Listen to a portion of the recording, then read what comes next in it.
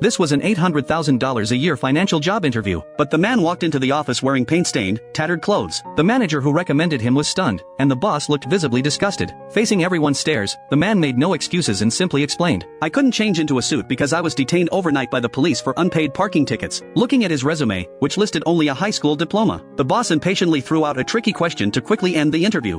What would you say if a guy walked in for an interview without a shirt on? And I hired him. What would you say? He must have had on some really nice pants.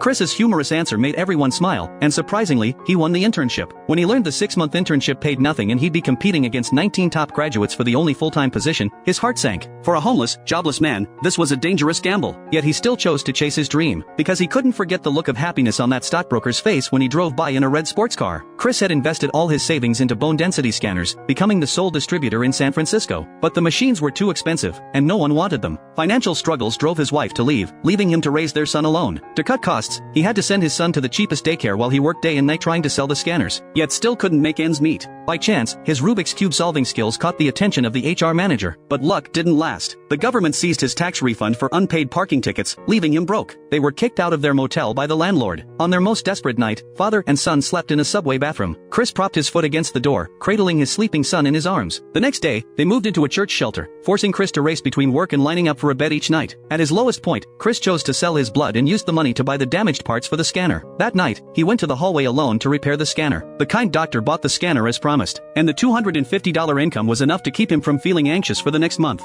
Through sincerity and sharp instincts, he befriended a retired pension fund manager, leveraging that connection to sign 31 clients in the final month. On the last day of the internship, his boss called him into the office. An anxious Chris heard the words that would change his life.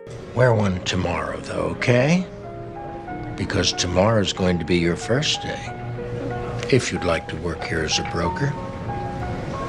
Would you like that, Chris?